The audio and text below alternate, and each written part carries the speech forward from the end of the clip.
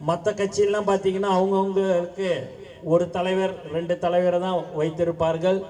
எங்களுடைய தமிழக வெற்றி கழகம் தளபதி அவர்களின் அறிவுறுத்தலின்படி தளபதி அவர்கள் எங்களுடைய கொள்கை தலைவருடைய சிலைகளை நாங்கள் எல்லா சிலைகளையும் நாங்கள் வைத்திருக்கிறோம் என்பதை இந்த நேரத்தில் நான் தெரிவித்துக் கொள்கிறேன்.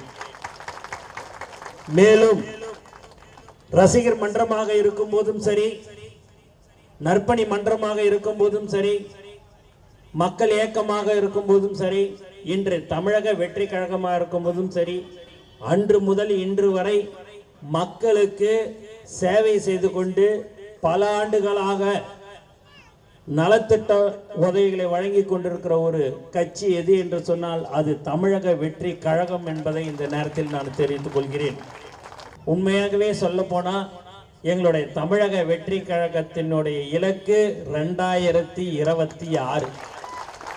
அதுக்கு உங்களுடைய ஆதரவு தேவை. நாங்களும் மக்களுக்கு என்ன தேவைகள் என்று அறிந்து மக்களுக்கு தேவையான உதவிகளை செய்யக்கூடிய ஒரு உண்மையான கட்சி தமிழக வெற்றி கழகம் என்பதை இந்த நேரத்தில் நான் உங்களுக்கு திரும்ப திரும்ப சொல்லிக் கொள்கிறேன். அந்த அளவுக்கு நாங்கள் தலைவர் தளபதியை நாங்கள் நேசித்து கொண்டிருக்கிறோம், உண்மையாக இருந்து கொண்டிருக்கிறோம். அவர் மேல இருக்கிற அன்பு பற்றுதல் என்றும் எங்களுக்கு இருக்கும். அண்ணா யாரெல்லாம் உழைத்தார்களோ அன்று மற்றவங்க இங்க இருக்கிறவங்களுக்கு எங்க ஆளுங்களுக்கு எல்லாருக்கும் அன்று தளபதி 30 வருஷத்துக்கு முன்னாடி உச்சத்துக்கு வருவாரு, 26ல அந்த இடத்தை அடைவாருன்றது யாருக்குமே தெரியாது. அப்பயே அந்த 30-32 வருஷமா சேவை செய்த நிர்வாகிகளும் தோழர்களும் தான் எங்களுடன் இருக்கிறார்கள்.